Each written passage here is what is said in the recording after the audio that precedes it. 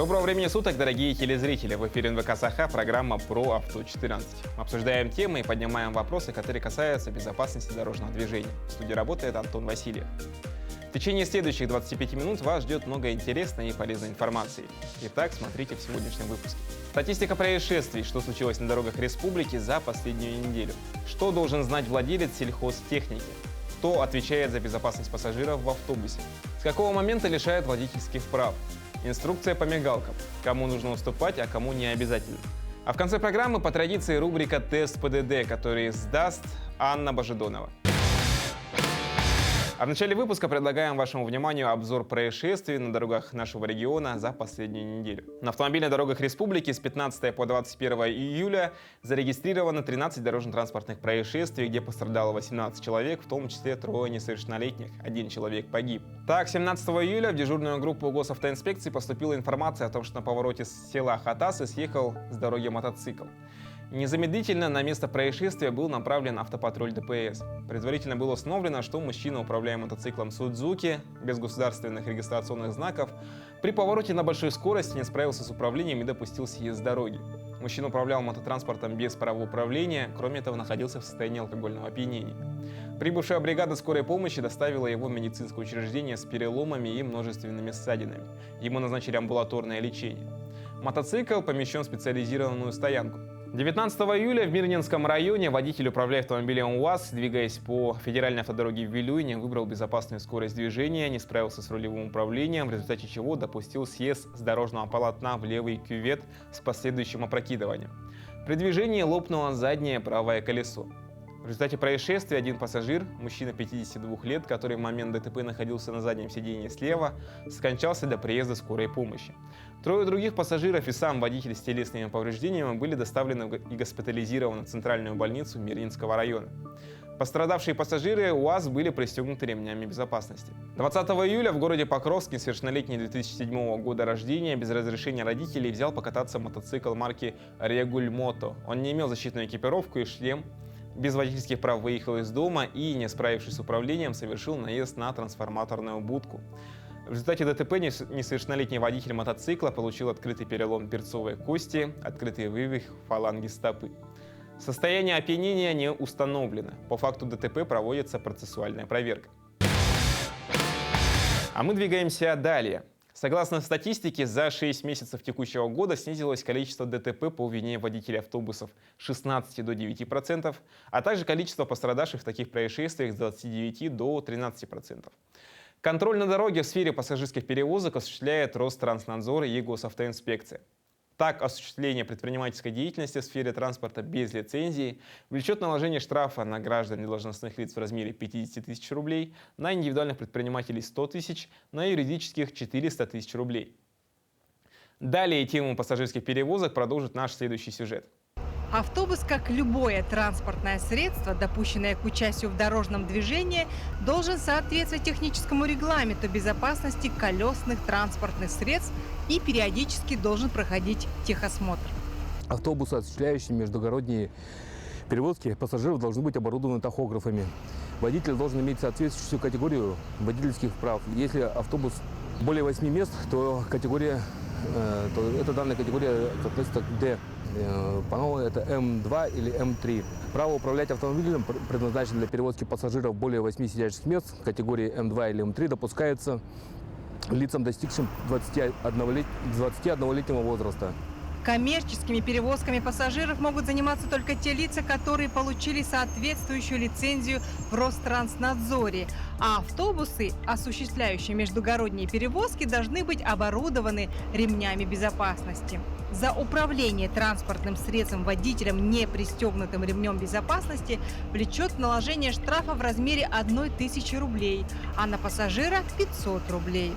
А в городских и пригородных автобусах допускается перевозка пассажиров стоя. Зачастую водители микроавтобусов и автобусов категории М2, например, Toyota Hiace или Газель, устанавливают в салоне дополнительные сиденья, а некоторые возят с собой табуретки, что запрещается правилами дорожного движения. За данное нарушение предусмотрен штраф 500 рублей и прекращение регистрации транспортного средства. Даже новоиспеченный обладатель сельхозтехники наверняка в курсе, что процедура регистрации трактора похожа на регистрацию легкового автомобиля. Нужно собрать документы, оформить ОСАГО и уплатить госпошлину. Но в отличие от легковых автомобилей, регистрацией и снятием с учета тракторов занимается не ГИБДД, а отдельный орган. Какой именно? Об этом нам расскажет руководитель департамента по надзору за техническим состоянием самоходных машин и других видов техники Республики Саха-Якутия Григорий Корякин. Григорий Прокопьевич, здравствуйте. Здравствуйте. Итак, давайте начнем с чего. Как и где зарегистрировать трактор? Да, трактор можно зарегистрировать в органах Гостехнадзора России. Соответственно, в каждом регионе у нас имеются отдельные органы Гостехнадзора. У нас в Республике Саха-Якутия орган Гостехнадзора находится в Министерстве транспорта и дорожного хозяйства Республики Саха-Якутия.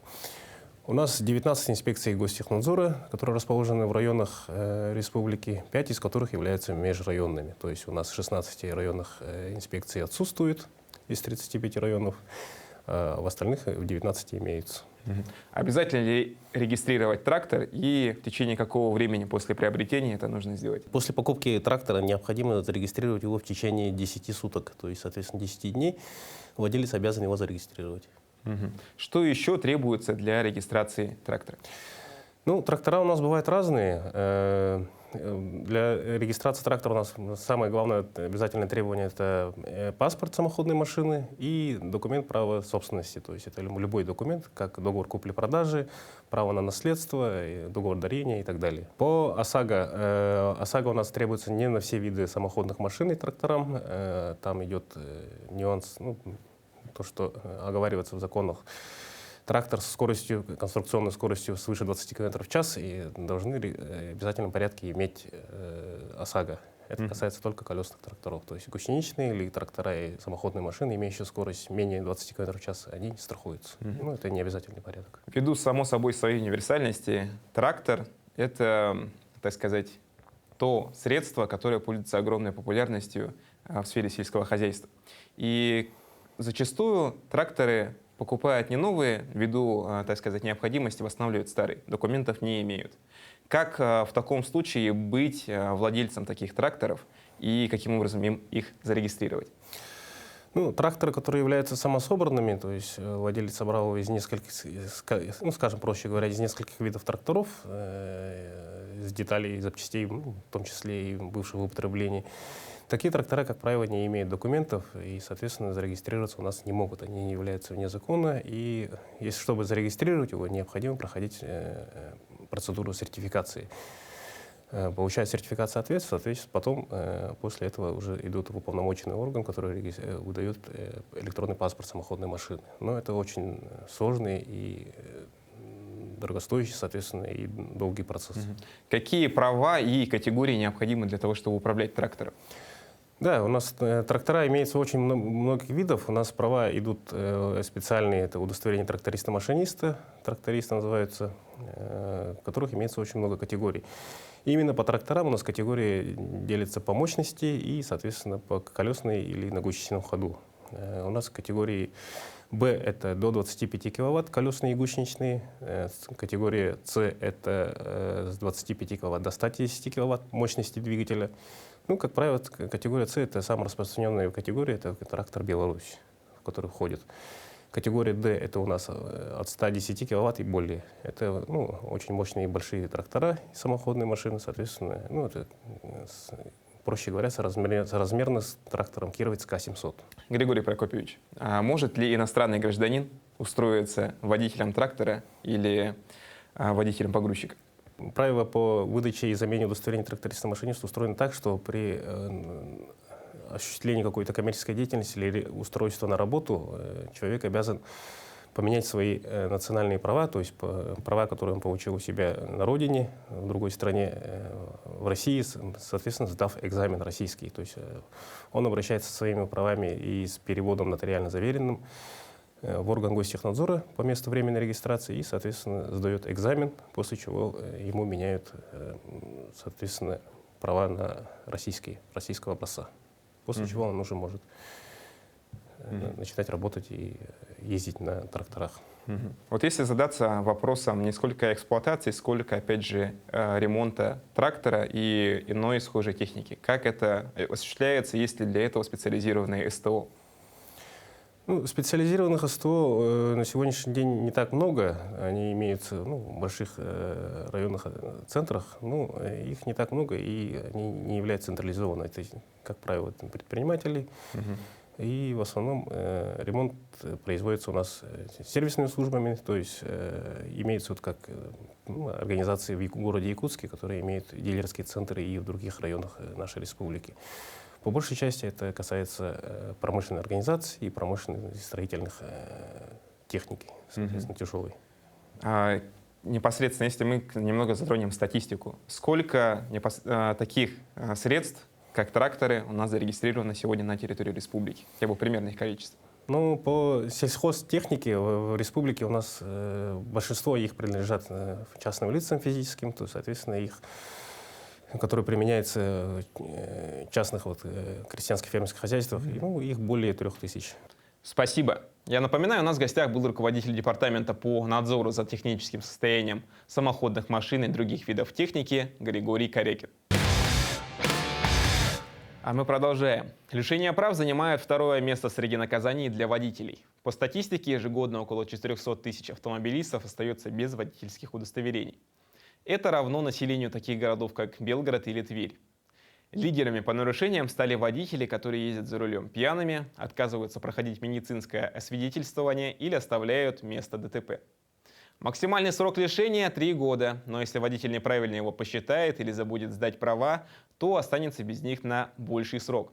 Чтобы не ошибиться и потом вернуться за руль, рекомендуем ознакомиться с этой пошаговой инструкцией. Водитель, который был лишен водительского удостоверения, считается лишенным водительского удостоверения с момента того, как прошло 10 дней с вынесения постановления судебного о лишении водительского удостоверения на определенный срок, после чего в течение 3 дней водитель обязан подойти в госавтоинспекцию и сдать водительское удостоверение на срок лишения своего водительского удостоверения.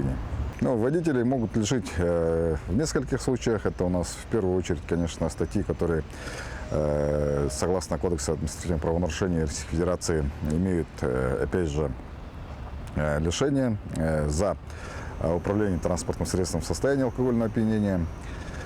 Также есть некоторые статьи в Кодексе административных правонарушений, которые касаются именно повторности, то есть это, как правило, проезд на запрещающий сигнал повторно, то там уже, опять же, штраф может быть от 5000 и также может быть лишение водительского удостоверения на определенный период, то есть на 1 год. Также водители могут привлечь за повторное управление транспортным средством без регистрации, то есть в данном случае водитель может быть привлечен к штрафу в размере 5000 рублей, либо лишение водительского удостоверения от 1 месяца до 3 месяцев. Что должен делать водитель, увидев машину со спецсигналами? Зачем спецмашинам нужны проблесковые маячки разного цвета? Чьи мигалки сильнее? Когда они имеют преимущество? Есть ли уголовная ответственность за отказ уступить дорогу и как доказать свою правоту? На это и другие вопросы ответит наш следующий сюжет. Проблесковые маячки синего цвета устанавливаются на автомобили экстренных и специальных государственных служб. Помимо пожарных, скорой помощи и полиции, маячки могут получить машины МЧС, Следственного комитета, ФСО, ФСБ и других ведомств. Красные маячки могут использоваться только в дополнение к синим и устанавливаются на автомобили ГАИ и военно-автомобильной инспекции, то есть ведомств, отвечающих за организацию движения. Оранжевые маячки устанавливаются на транспорт коммунальных служб, машины частных охранных предприятий, автомобили, перевозящие опасные или негабаритные грузы, а также машины сопровождения таких перевозок. Кроме того, оранжевыми маячками в обязательном порядке оснащается вся автомобильная техника, использующаяся на аэродромах. Основная задача – сделать транспорт более заметным, особенно в условиях недостаточной видимости. Преимуществ на дороге оранжевый или желтый маячок не дает, однако машины коммунальных и дорожных служб в процессе работы имеют право разворачиваться в технологических разрывах автомагистралей. Белые маячки устанавливаются на инкассаторские и почтовые автомобили с цветографической раскраской, которые используются для перевозки денег и других ценных грузов. Никаких преимуществ на дороге такие маячки не дают. Преимущественное право проезда на дороге дают только синие маячки вместе со специальным звуковым сигналом. В таком случае при приближении спецтранспорта другие водители должны уступить дорогу. За непредоставление преимущества в движении транспортным средствам со специальной разметкой и включенными синим маячком и звуковым спецсигналом транспортным средствам полиции, также сотрудников скорой медицинской помощи, пожарных машин штраф предусматривается от 3000 до 5000 рублей, либо лишение прав на срок от 3 месяцев до 1 года. Стоит отметить, что использование мигалок без звукового сигнала несет лишь информационную функцию, и уступать дорогу спецтранспорту в этом случае водитель не обязан. С удовольствием хочу приступить к нашей постоянной и любимой многими рубрике, в которой горожане проверяют свои знания о правилах дорожного движения. По традиции наш экспресс-тест состоит из 10 вопросов, а ответит на них Анна Божедонова, косметолог из Якутска. Анна, здравствуйте. Расскажите, пожалуйста, каков ваш водительский стаж? Я вожу, за руль села с 96-го года. Почти около, получается, 30 лет, 28 лет. Здорово. И на протяжении всего этого времени вы Я всегда за рулем. находились за рулем. Да. Это очень здорово. Я искренне надеюсь на то, что знания ваши сегодня Надеюсь, подтвердятся я тоже на надеюсь. самом высоком уровне. Итак, первый вопрос. Какие из указанных знаков предоставляют право преимущественного проезда нерегулируемых перекрестков? Первый вариант только А, второй А и В, третий вариант все. Думаю, второй вариант А и Б. Второй вариант А и В. Хорошо. Следующий вопрос. Разрешено ли вам выполнить обгон? Первый вариант разрешено, второй разрешено, если скорость мотоцикла не более 30 км в час, и третий вариант запрещено. Так, думаю, разрешено, если скорость мотоцикла не более 30 км в час. Ваш ответ вариант номер 2. Номер 2. Хорошо, следующий вопрос. Кто из водителей нарушает правила поворота на перекрестке? Первый вариант оба, второй только водитель мотоцикла, поворачивающего налево, третий только водитель автомобиля и четвертый никто не нарушает. Думаю, оба нарушают. Ваш ответ вариант номер 1. Номер 2. Нет, 1. Номер 1. Хорошо, вариант 1 оба. А разрешено ли водителю движение задним ходом при отсутствии других участников движения? Первый вариант разрешено, второй разрешено только до пешеходного перехода и третий запрещено. По своему опыту скажу, что второй вариант. Второй, только до пешеходного перехода. Нет, давайте разрешено первый вариант. Хорошо, первый вариант. Или второй. Давайте второй вариант. Второй вариант. Да, Все разрешено утверждаем? только до пешеходного. Хорошо. Ваш ответ вариант номер 2. Можно ли вам выехать на крайнюю левую полосу в данной ситуации? Первый вариант – можно. Второй – можно, если гужевая повозка двигается с скоростью не более 30 км в час. И третий – нельзя. Здесь у нас разметка, поэтому, думаю, нельзя. Третий вариант выбираю. Ваш ответ вариант номер 3. Кто из водителей нарушил правила остановки? Первый вариант – оба, второй – только водитель автомобиля А, третий – только водитель автомобиля Б, четвертый – никто не нарушил.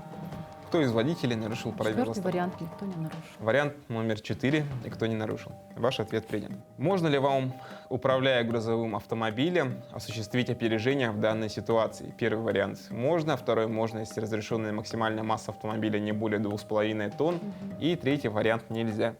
Думаю, можно. Второй вариант, если разрешенная максимальная масса автомобиля не более 2,5 тонн. Ваш ответ вариант номер 2. Да. Хорошо. При движении в светлое время суток на транспортном средстве должны быть включены. Первый вариант – только дневные ходовые огни.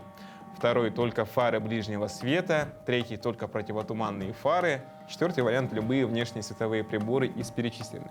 Четвертый вариант.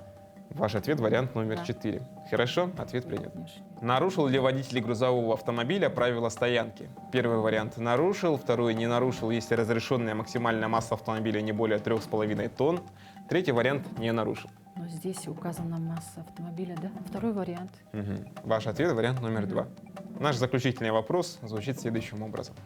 С какой максимальной скоростью вы имеете право продолжить движение на легковом автомобиле с прицепом вне населенного пункта? Первый вариант 50 км в час, второй 60 км в час, третий 70 км в час, четвертый 80 км в час и пятый 90 км в час. Если там указано 80, то 70 километров в час, третий вариант. Ваш ответ вариант номер 3 – 70 км в час. Результаты проверит преподаватель учебного центра «Автоэксперт» Анастасия Яковлевна Бушуева. Здравствуйте, уважаемые телезрители. Итак, у нас Анна ответила на 10 вопросов. И давайте разберем. Итак, первый вопрос. Какие из указанных знаков предоставляет право преимущественного проезда нерегулируемых перекрестков? В соответствии с пунктом 13.9 на перекрестке неравнозначных дорог водители, которые едут по второстепенной дороге, должны уступить дорогу транспортным средствам, которые едут по главной дороге. Итак, преимущество дает на перекрестке, это главная дорога, обозначена знаком 2.1. Б. Этот знак не устанавливается на перекрестке, он устанавливается на узких участках дорог, на мостах, поэтому он уже у нас ответ отходит. Это главная дорога, обозначена знаком 2.3.5. Итак, преимущество дают на перекрестке А и В. Анна ответила правильно. Ответ второй. Разрешено ли вам выполнить обгон? Здесь значит, Анна ответила неправильно. Ответ 1. Разрешено. Здесь у нас установлен знак 3.20. Обгон запрещен для всех транспортных средств. Но здесь кроме мопедов, тихоходных транспортных средств, гужевых повозок и мотоциклов без бокового прицепа. В нашем случае едет мотоцикл без бокового прицепа, поэтому обгон разрешен. Ответ 1. Третий вопрос. Кто из водителей нарушает правила поворота на перекрестке? Итак, легковой автомобиль у нас нарушает. Он должен поворачивать направо с правой крайней на правую крайнюю. А мотоцикл должен занимать соответствующее крайнее положение. Здесь оба нарушили. Ответ правильный. Следующий вопрос. Разрешено ли водителю движения задним ходом при отсутствии других участников движения? У нас установлен знак «Одностороннее движение», обозначен знаком 5.5. Итак, мы проехали пешеходный переход. До пешеходного перехода одностороннее движение не запрещает движение. Поэтому ответ второй. Здесь ответ был правильный. Можно ли вам выехать на крайнюю левую полосу в данной ситуации? На крайнюю левую полосу, предназначенную для встречного движения, запрещено. Двухполосная дорога, и если он имеет 3 полосы, то запрещено. Ответ нельзя. Здесь ответ был правильным. Кто из водителей нарушил правила остановки? Здесь самое главное не путать понятие «остановка» и «стоянка». Остановка – это преднамеренное прекращение движения транспортного средства на время до 5 минут, а также бывает чуть больше, если это связано с посадкой и высадкой пассажиров. А стоянка – это преднамеренное прекращение движения транспортного средства на время более 5 минут. Это уже никак не связано с посадкой, высадкой пассажиров, не разгрузкой, загрузкой транспортного средства. Стоянка запрещена на железнодорожном переезде и ближе 50 метров от него. Эта стоянка запрещена. А в нашем случае звучит вопрос «остановка». А остановку здесь можно сделать. Здесь ответ был правильным. Никто не нарушил. Можно ли вам, управляя грузовым автомобилем, осуществить опережение в данной ситуации? Здесь у нас установлен знак 5.1. Это автомагистраль. Единственный знак, который имеет зеленый свет 5.1. Итак, в правилах написано, что если автомагистраль имеет 3 полосы, то далее второй полосы запрещается движение грузовых автомобилей, разрешенной максимальной массой автомобиля более 3 тонн.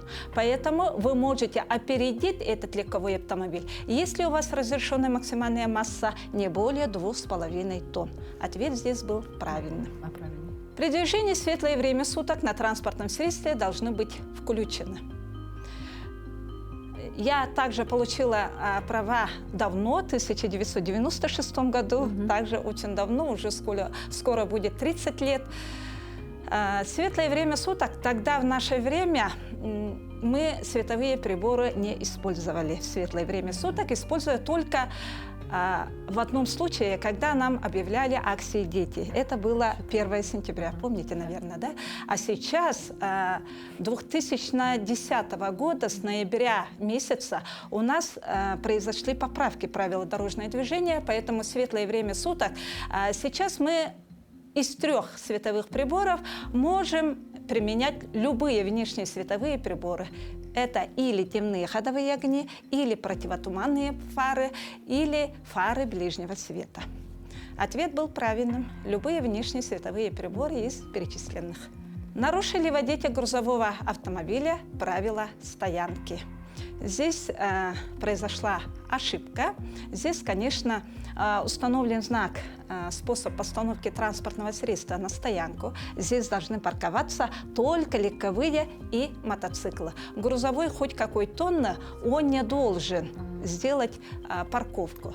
Значит, ответ 1. А вы ответили, да, ответ 2.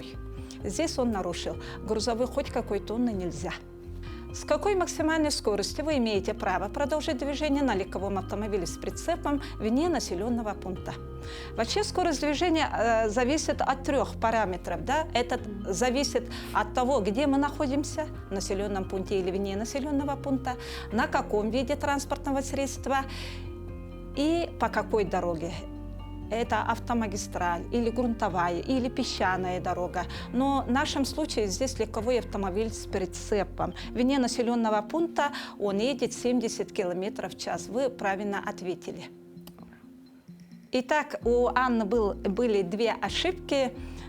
И я хочу сказать, что закон... Правила дорожного движения – это закон дороги, поэтому строгое соблюдение этих правил защищает нас от опасности и дорожно-транспортных происшествий. Поэтому всем желаю удачи. Вот и подошла к концу наша передача. Дорогие телезрители, будьте бдительны, соблюдайте правила дорожного движения и берегите себя. До новых встреч!